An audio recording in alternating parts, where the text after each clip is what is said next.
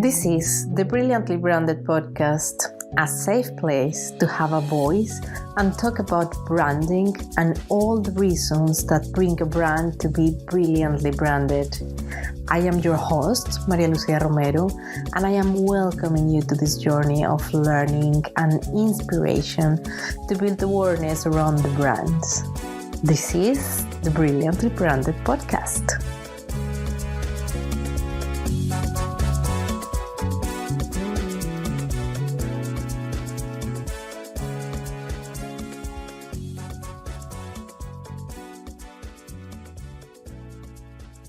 In our episode today, our guest is Bárbara Daroca.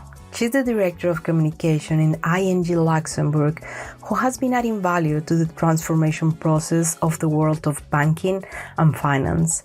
Bárbara takes us behind her participation in many different and ambitious projects made in with a strong purpose connected with the values of the brand ING. Some of those, ING Marathon Luxembourg, music events, and more. She made a very accurate email about how the brand's philosophy fit perfectly well into this epic marathon, drawing parallels between financial management and the challenges faced during a race.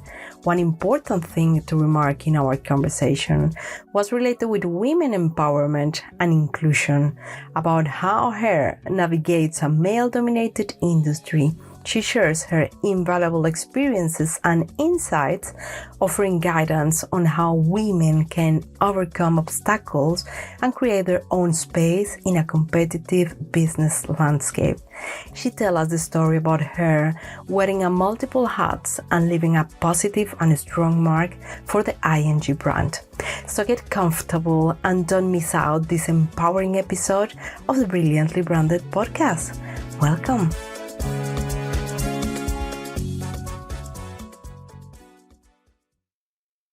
Welcome to the Brilliantly Branded podcast. We here are empowering women to be their own work to be known. And today, in this episode, we have another powerful woman join us. She's Bárbara from the financial sector, who is passionate about demystify banking and finances for everyone. She had a strong belief in the power of words and creating connections. And because of that, I'm sure we are going to learn many things from her today. So welcome to the Brilliantly Branded podcast, Bárbara. And could you introduce yourself, please? Sure. Thank you for having me. I'm Bárbara. I work for ING. It's a difficult name. It's some weird Dutch names, Internationale Nederlanden Groep. And we're here in Luxembourg actually since more than 60 years now. And I've been working for ING for the past 15. And I actually started in structured finance, which is a bit very different actually than what I do today. I'm the Director of Communications. And so I deal with everything that has to do with external, internal communications, brand management.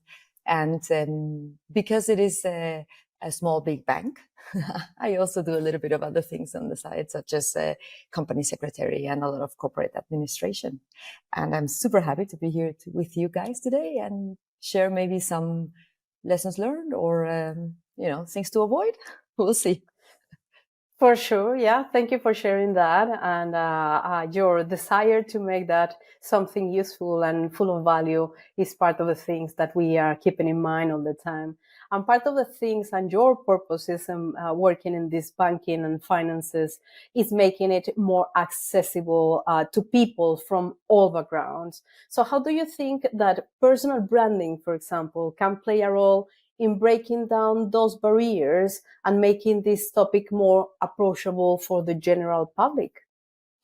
Right. One of the things that strikes a lot of people when I say this is that even people who work in banks need a lot of financial education. And the thing is, financial education is unfortunately not part of the school curriculum, at least not in Europe, and I don't think in many parts of the world. Whereas it's such a basic thing. As soon as you leave school, even, people who go to university and are still a student, but they need to open an account. They might need a payment card. And even, later on when you receive your first salary, you want to maybe start thinking about buying a house, an apartment. These are all crucial decisions in life. And I was very lucky. My dad actually taught me a lot of this. And I saw my friends really at a loss when I was in a younger age, and later, with other moms in the playground, also them at a loss, not really understanding what is a mortgage, how does it work. And I know that if you talk to the Minister of Education, he'll tell you, yeah, well, but next to financial education, we'd have to teach children about nutrition and about first aid. And there are many, many things that unfortunately don't make it to the curriculum. And if your parents, like in my case, don't have that knowledge, capacity, time, maybe to show you these things afterwards, where do you go find this stuff? Because you walk into a bank, or nowadays you don't even walk into a bank, right? You open an app, you open an account, and then good luck. So this has been really, it's really, really goes to my heart. And I really believe in demystifying banking and making it accessible for everybody, because we all need it. And to your question about personal brand, I think a lot of this comes with building trust. And like you said, my purpose is creating connection by putting words to work.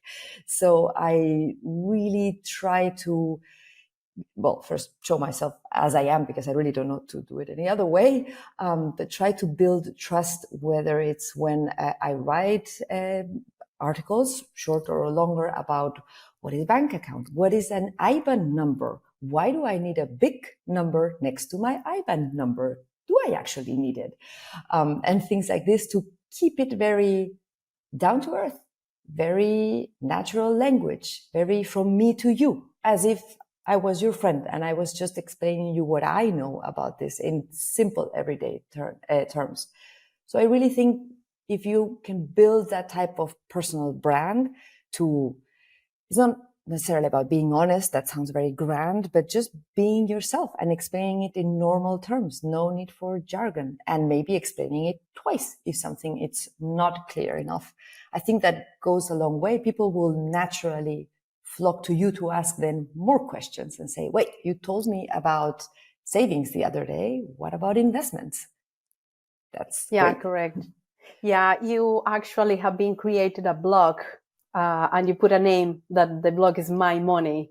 Yes. So actually that aims to provide this accessible information about money, banking, finances, and all of these in this language, common language, where the people can go and understand what is happening.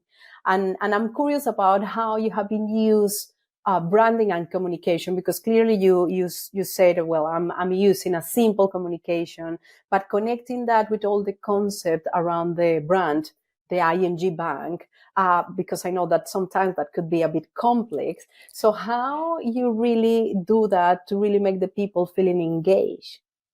Yeah, I think I'm, first of all, very lucky to work for a brand that has a bit of this attitude of don't take yourself too seriously. So that obviously helps a lot, because it's true in the financial services. How do we know financial services? Male, blue, cold, right? I mean, if I were to ask my son to draw me just in colors, no words, or in images, a bank, it would be very straight lines. It would be dark. It would be cold. And ING for the longest time has moved away from that. Well, our color is orange, which is much more warm and energetic. So I must say I'm very lucky, because I have, I'm not starting from scratch, or I'm not starting against a set of values.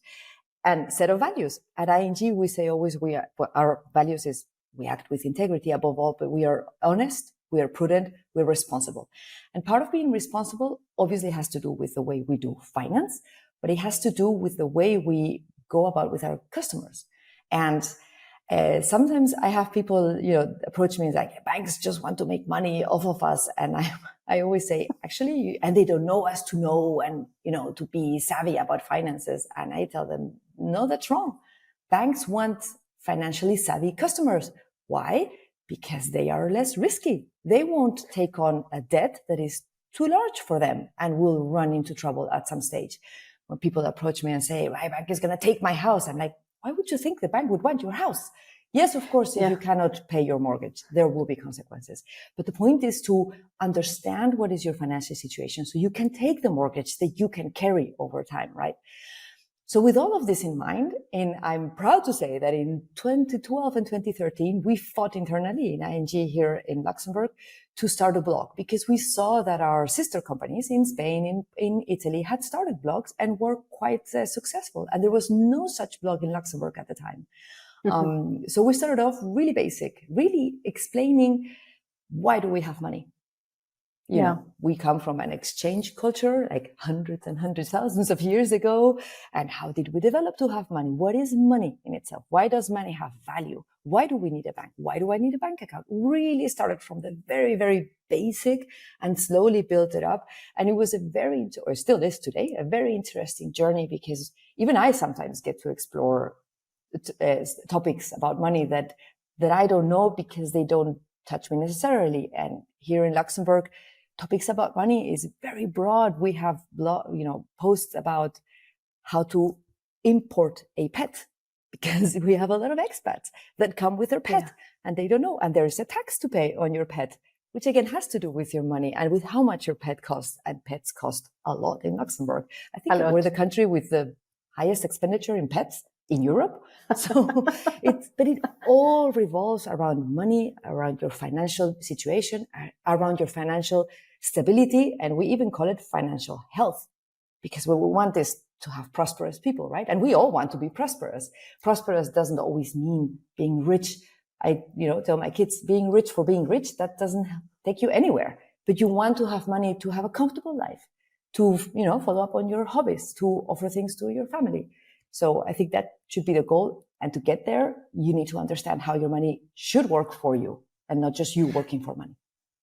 Exactly. I love that, but I love that the way that you as a person behind the brand are just actually researching about the necessities of your clients, how they are, for example, that example that you gave about the pets.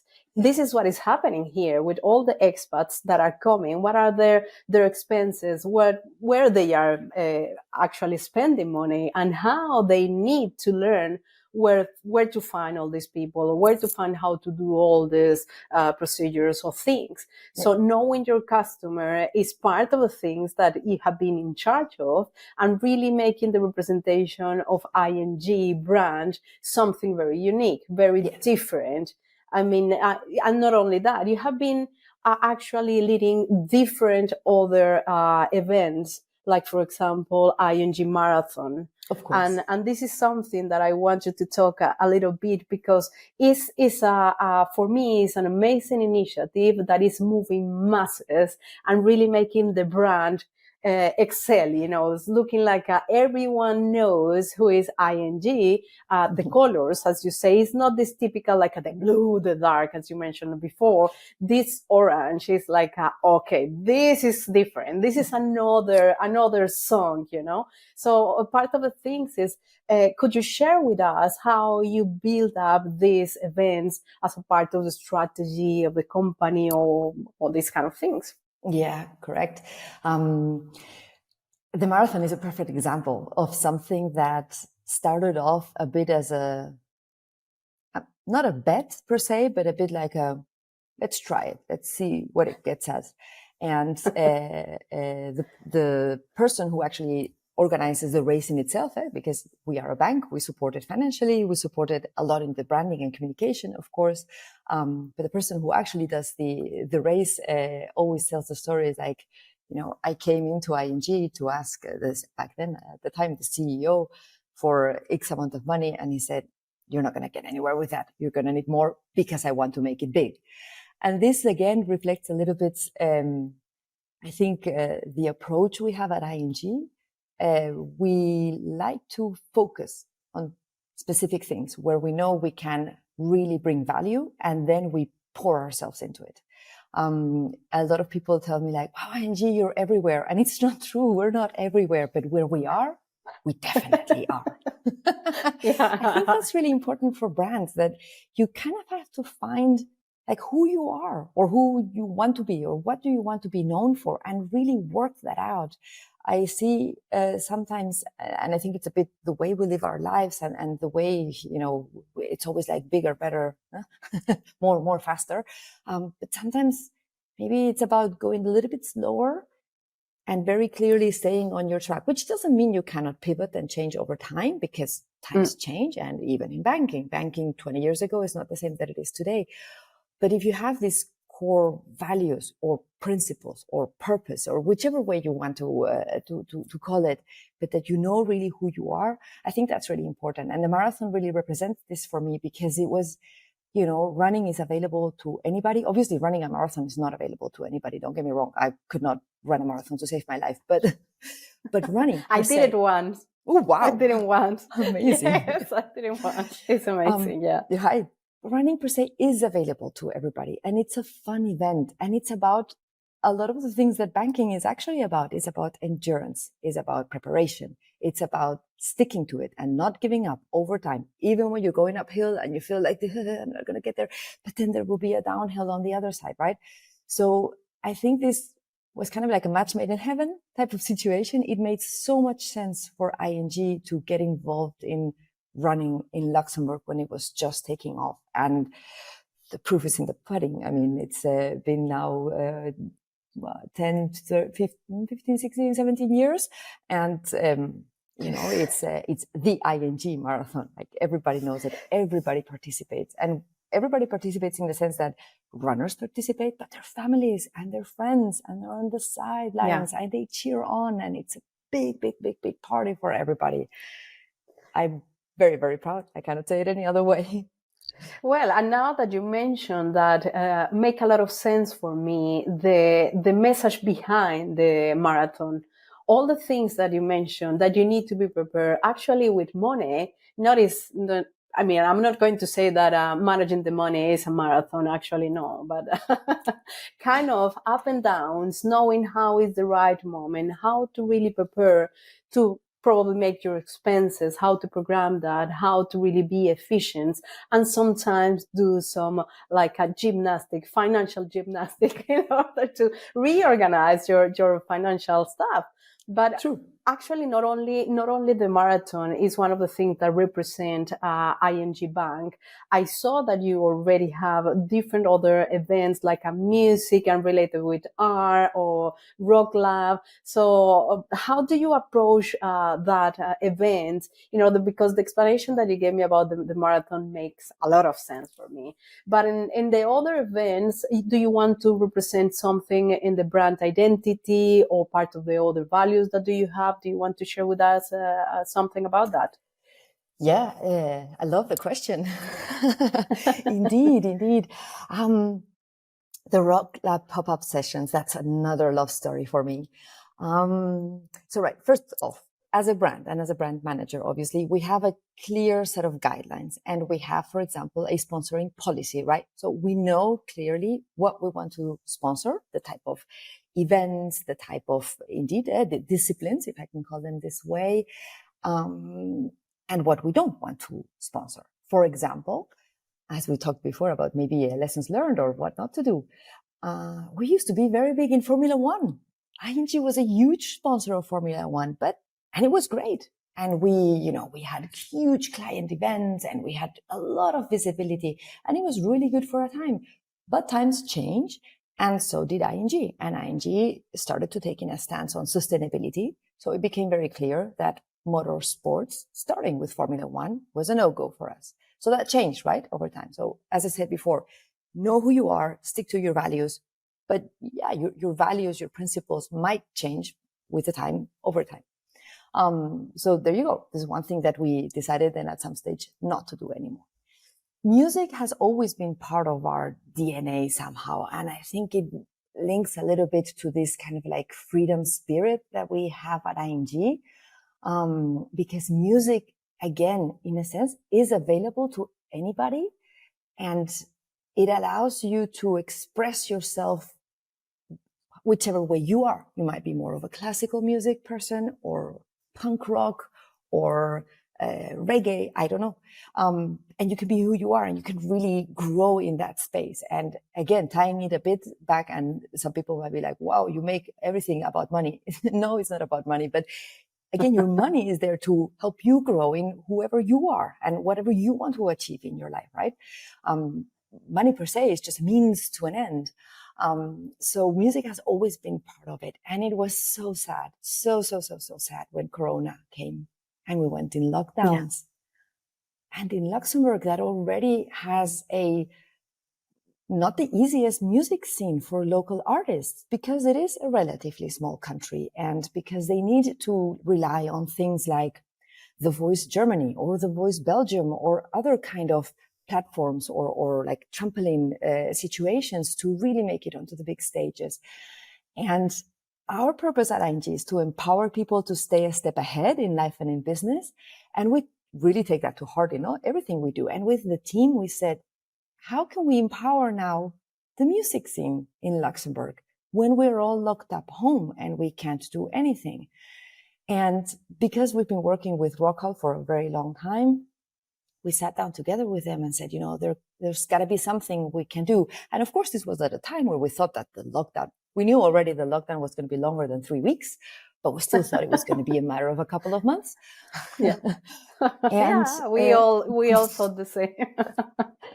And so a bit of brainstorming, this kind of came about. We had seen a couple years before our sister ING in the Netherlands had filmed a concert, but again with no public, in the Rijksmuseum in the Netherlands, which is a huge museum. It's if you don't know it, then it's the likes of the Louvre or the Met, or like really impressive, huge paintings. And they did a really nice video that at the time went viral. And we had this image still in our heads. And we approached Rockall and said, why don't we find iconic places in Luxembourg with Luxembourg artists and film them and just distribute it digitally? Because again, it was a lockdown. And so, one of these ideas were like, let's do 4. Well, let's maybe 6, to get us over the summer and maybe into the winter time. And from 6 became 12, became 18. And now we're in the 3rd season of the Rock Lab pop-up sessions. And it is great. It allows you to discover music in Luxembourg. It allows you to discover Luxembourg because you see these amazing places that you otherwise maybe wouldn't think of going there or even know that they existed. So again, another one of those love stories for me, being able to support the community that we're part of, because we're a company and of course we're a private company that needs to make a profit like any other company, but we are part of a community and we know that we can bring change in our community. And I think this was a beautiful story.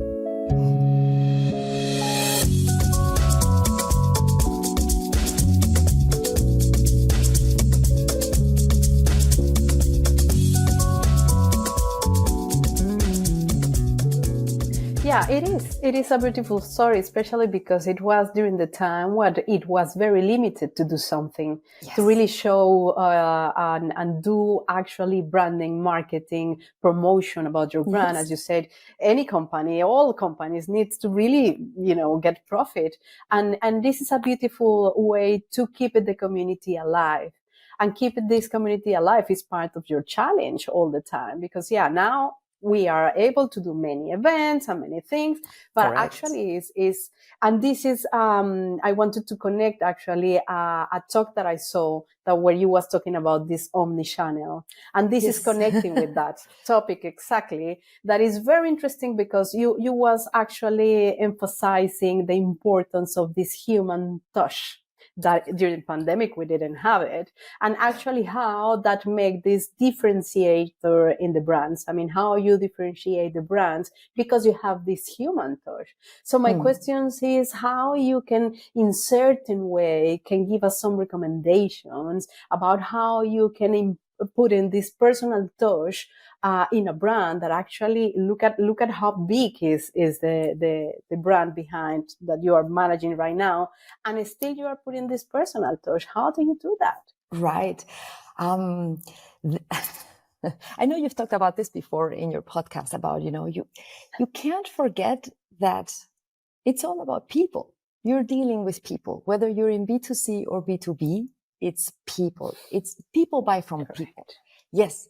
The brand is a vehicle that allows you to, if you do it well, obviously, in just with the logo, just with the tagline, to embody certain values, certain quality of your product or service maybe very, very quickly. It helps you to make an association. But at the end of the day, people buy from people. You can really have a love brand that you absolutely love. If you go to the store and you don't get, you don't feel comfortable, I'm going to say, with the person selling, no matter how much you love that brand, you might actually doubt at the moment and say, well, I'm actually not going to buy this now because I don't feel, welcome here, or I don't feel understood. And I think sometimes, when you're in the office and you're looking at your Excel spreadsheet or your whatever internal CRM system or Salesforce or what have you, it's very easy to forget that it's actually people behind it, real people with real wants and needs, with real frustrations, and that whatever it is that you're doing, you're solving a problem, right? I mean, a problem, it sounds very negative, but you're solving a situation in their life. When you buy a shoe, it's because you don't want to walk barefoot, right? When you go to work. If you buy a car, it's because you need to move faster in certain trajectories. When you open a bank account, it's because you need a flexibility in your payments. You might need a loan one day, etc., etc. So I think that is really, really key, to keep always the customer, not the customer as an abstract, but the people behind it in mind. And especially in banking, when you look at it, we barely have any branches anymore. Who wants to go to the branch, to the bank? I mean, it's almost worse than having to go to the post office. It's like, I don't have to. I should have everything in the palm of my hand. So we go towards this digitization and this digital transformation, which is key. And I'm a big fan of it. Don't get me wrong. But please, let's not forget that on the other side of the cable or the wave or the what have you is a human being. And I think sometimes all of us, in the rush of the day, in the rush of the decisions, we forget. So one of the things we do from time to time, actually in our meetings, we allocate to one person in the meeting, you're the customer. And you need to tell us whether we're going right or wrong. Because, finally, in the bank, we're all customers of the bank. And maybe you cannot do it in every individual industry. I think you should be able to, but I don't know them all. But you not just put yourself in the foot of your customers, become a customer of your own brand and understand what it is, or your own product, your own service. Understand what it is. Is it good? Is it not good? Because nothing is perfect in life. There's always room for improvement. So find that as a customer, not just as the product developer or the tech programmer or the marketing specialist. No, as a customer, change the hat.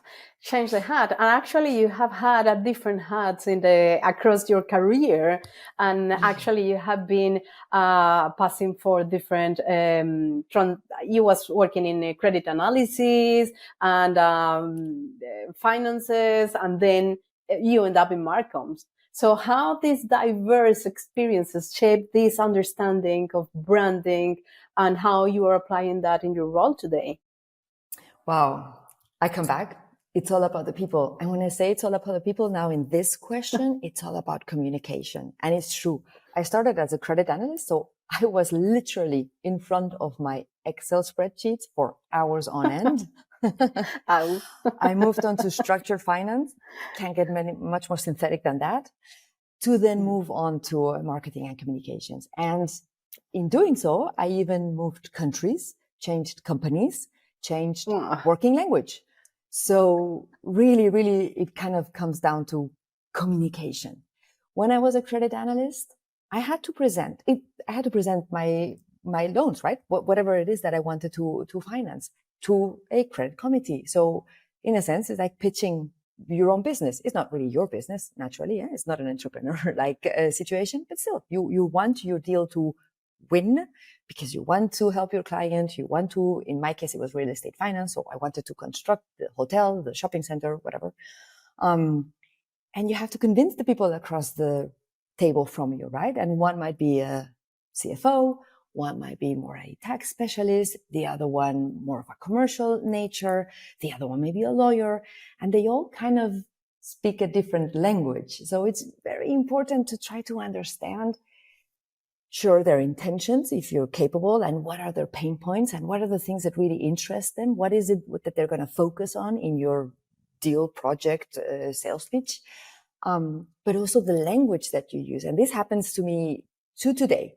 I'd be in a call no later than this morning, And the other person on the other side said, so can you help us with this? Obviously a communication initiative internally at ING.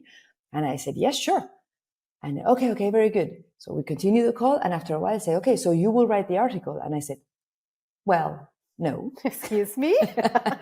When I said I'd help you with this, what I meant was this and this and this. And it's just the word help. I mean, we all understand what it means, right? But what people actually interpret in their head might be very different. And this is a very basic example, but when you get into more technical things, it's very, very important to make sure you are actually understanding each other. And there's a lot of techniques out there to do this. You can obviously, my favorite is typically to try to rephrase what the person, kind of like repeat what the person has said, but in my own words, like from my perspective. And sometimes even do it intentionally different to see if they pick up on the nuances and the differences. And they say, no, hold on a second. That's not exactly what I meant. And you get very often this, that's not exactly what I meant. Like you got the general gist, correct, but the devil is in the detail. So yeah, I think changing has definitely helped me understand this and put it to work today. I hope in any case. I think it's so important. And I kind of go back to my point earlier about what we learn in school. And I've seen, for example, in the US, they put so much emphasis on communication, on presentation skills. And I think that's something we lack a little bit in Europe. We don't put that much emphasis in the formative years of speaking in public, of convincing the other partner. We don't have debate class, at least not that I'm aware of, which is a pity because once you leave school, you're debating your whole life. So and you said, how do you build your personal brand? It's a lot about getting to know myself, understanding what is the effect I have on people when I speak. Correct. I'm Spanish of origin. I speak very, very, very, very fast. And when I'm nervous, I speak even faster. And when I'm excited, I speak even faster. So, I really need to understand what is the effect I have on people because I very easily can lose my audience if I'm going very fast. And they will be just nodding at me like, just because they're tired, they're like, oh my God. And I'll be like, oh wow, they're nodding. Yes. And then I won't understand, like, they didn't get my point. How can this be? Yeah. But so when you're building your personal brand, I think you really need to dig deep in who you are and not be afraid, if I may, not be afraid of people talk a lot about, my strengths and my weaknesses. And I always raise an eyebrow. I'm like, well, like my strengths are also my weaknesses. Yeah, correct. I'm like, like I'm, again, maybe because I'm Spanish, I'm super loud. And like, yeah, but that's so great. I'm like, well, it depends who's listening to me. Because if it's an introvert and I come with my, natural self, the person will not leave the chair maybe, but in their head, they'll be running away from me. So it can become a weakness. So I cannot just always be like, oh yeah, I'm so loud. I'm always gonna, no. Understand what are your strengths and understand how to use them. And this will kind of shape a bit who you are. And if you're true to yourself, again, people just will naturally come to you because you are true in the sense of real, of honest in what you defend, what you stand for, what you're trying to sell, ultimately. Yeah, correct. All of those are the basics ones behind a personal brand, behind good branding. And this is what you are doing and is represented in all the things that you can see every day, because all the things that I'm seeing outside, ING is not only that, is you behind that brand, because it's that what you describe, it's representing more of the things that you are representing now across the brand that you are working for. So all of the things make me think in the moments that, for example, as this communication make you feel struggle sometimes, there is many other different things that probably, because, we always said, yeah, this is nice, this have been beautiful. But part of the things that you just share, well, I have been a struggle because I am speaking very, very fast and people I'm losing my audiences. So which other struggle moments have you had developing all this career and actually lately, probably with all the events that you have been managing and all the responsibilities, because you just have different hats into the company. Even I think you are a company secretary in Luxembourg. Yes. So, is how do you manage all those things, all those roles? So probably not always everything is perfect. So what are all those struggling moments that you have had, and of course that you wanted to share with us? Well, I have a fly here. Sorry. It's summer. Yeah, well, I live in the countryside. First off, just so we are very, very clear, it's not a one-woman show, right? I have an amazing team, really, truly amazing team. And I know that a lot of your listeners are entrepreneurs who, by definition, maybe feel a bit alone and don't necessarily have a team, or not yet. Yes. And team, I have a team because I work in a large corporation and we're set up in teams. But a team is not just the people who sit in the same office. Then you sit, right? You can have a team, you can have a virtual team or an imagined team of people who follow you, who support you, who challenge you also, who kind of keep your feet a bit on the ground because, well, I guess you got it already. I can have the craziest ideas. And, I come in the office at 8:30 and be like, I had an idea in the shower. And my team will literally go like, oh no. Oh no, oh no. But it is this back and forth. It is this challenging. It is this challenging that goes both ways. It can be to bring your feet back on the ground or to lift you up and say, come on, yeah, we can try this. I mean, what's the worst that can happen, right? So I have a really amazing team. And if I have one single piece of advice for anybody out there, whatever you work, whatever you do, is don't do it alone. There are people out there that want to help you. And whether these are friends and family, whether these are professional connections, if you don't have them yet, go out there, network, find them, because they are so valuable, and really build true connections, right? Don't be afraid to be called out or to be challenged again, and to ask for advice. I tell sometimes my team colleagues, I say, go ask what they think about it. And they, oh, but they're going to say this and that. I say, I don't mind. I'm not telling you, go ask what they think about it and then do what they tell you to do. No, go ask what they think about it so you know what your target audience will think about it. And then it's up to you to decide, I don't care, I'm still going forward. Or, oh, wow, this is how they receive this? Maybe I need to rethink a little bit my way, my product, my end, whatever. So definitely it's not a one-woman show. Struggles, I've had many, like anybody else. At the same time, I must say I've also been very lucky. I have been very supported throughout my career. I think, organizations, companies, it's just a bunch of humans, right? I mean, what is a company? A company is an idea, it's an abstract, it's the people there. Yeah. So people, there are some you like more, some you like a little bit less. There are some that like you more and like you a little bit less. So struggles always happen. I think it's important to go through the motions when something bad happens. You're allowed to be mad, you're angry, you're allowed to cry, you're allowed to be sad, but just go through the motions. Don't get stuck in just one.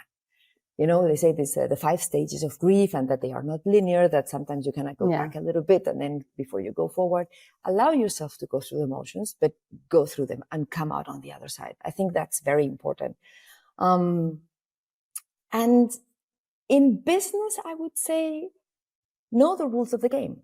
And now maybe I'm talking a little bit from a woman perspective. For example, I worked a lot in structured finance, which at the time, probably still today, but at the time in any case, it was very male-dominated industry. Male-dominated. And very often I was the only woman in the room. And very often I was, I'm going to say, the only girl in the room, because I was also quite young at the time, was relatively in the beginning of my career.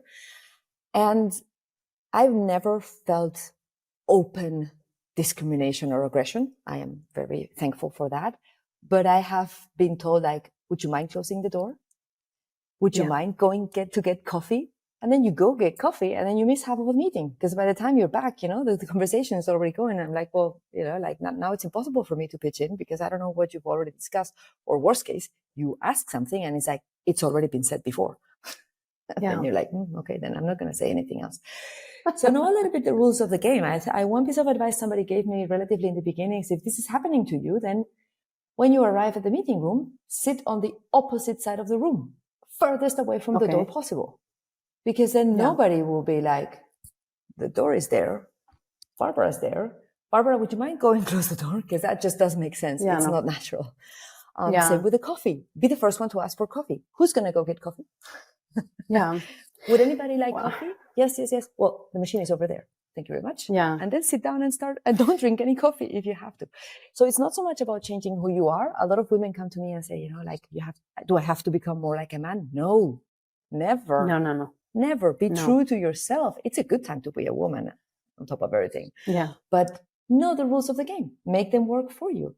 Find your sneaky ways of, making your own place and standing in it. And was it Sheryl Sandberg that says, occupy your space, lean in. Yeah. I'm not very much of a lean in person, but I'm definitely one that occupies the space. Yeah, correct. I think you mentioned something that I wanted to ask you, and it was how you deal. No. And it's perfect because it's how you deal with this situation in a male dominant industry, and which advices you can give to the women that are actually now struggling this kind of situation, because we live that in Luxembourg, and in the event that we met, actually, we were talking about that, about inclusion, not just women, but inclusion in general, and how you can really deal with this situation. So the examples that you gave really make us, how I'm going to deal with this situation, and how are you going to deal with this kind of, well, it's good that you never felt discriminated or these kind of things, but these kind of things, people can take that personally, and Definitely. take that personally probably is another mistake, no? Because take things personally is really make you, the only person that is suffering is you. True. So true. Listen, I've been told you're too Spanish, to which I didn't know how to answer. And hours later, still reeling about it, because it was such a weird situation. And hours later, I was telling it to a friend, and I said, how can I be too Spanish? I'm 100% Spanish. Can you be more Spanish than that? I don't understand the comment. And should I be less Spanish? How? Do I need to be reborn? I don't understand the comment.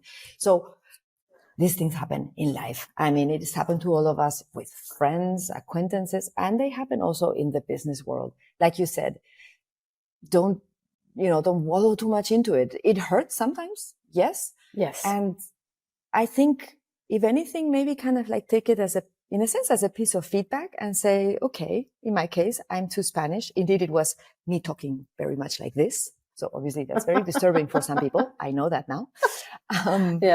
But finally I understood, okay, when I'm around this type of person or in this certain situation, I need to be a bit more mindful about the way, again, I present myself, so that I don't, somehow come across too Spanish in this case.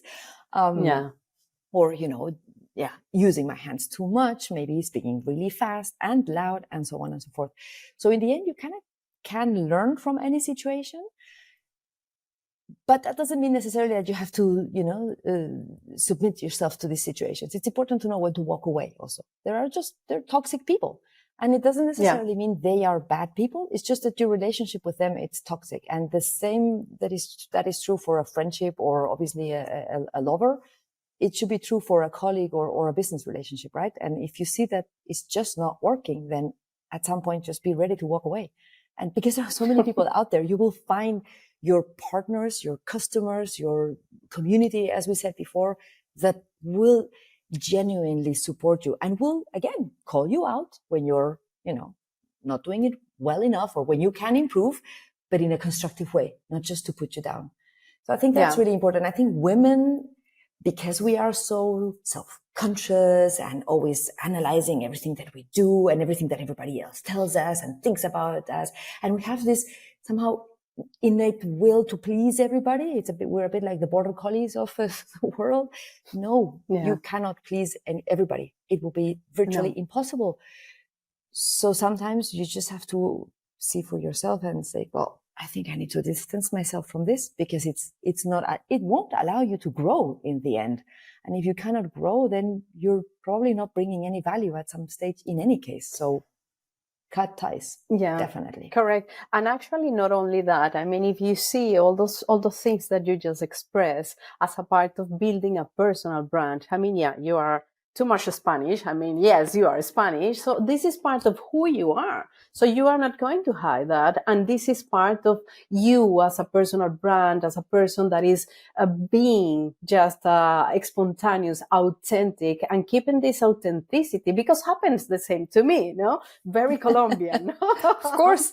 So colorful. So, sometimes it's a lot of noise. But yeah, this is me. This is the things that define me and defines who I am. So I really wanted to keep it that with me. And I love that you really keep that with you, because it's give a lot of value to the entire society. Well, I think that we can start to wrap up, Barbara. I don't know if you want to add something else to our audiences, something important that you want to share. Not necessarily. I think I just want to thank you. Thank you for this opportunity. Thank you for this podcast, because I think in Luxembourg we need this type of thing. I think there are not enough initiatives of this type that you see, obviously, in big other metropolises, and then we think like, Luxembourg is too small for this. I think it's great. I think it's great what you're doing, and I'm super happy to be able to contribute. I'm a very, very big fan of women supporting women. Definitely. Like you said, I'm a big fan of inclusion in any which way. Yes. But it's true that maybe we need a little bit of, pushing each other up. So thank you so much for doing this, and I'm happy to contribute. Thank you. Thank you, Barbara. Thank you especially for sharing your valuable insights and all those experiences with us today, because your journey and your expertise is truly inspiring. And for all the women and all the community that are listening to us, I think they are going to get a lot of value. That is the purpose of the Brilliantly Branded podcast. So thank you very much for being here. And I wishing you the best for the brand and for you personally too. Thank you, Barbara. Thank you.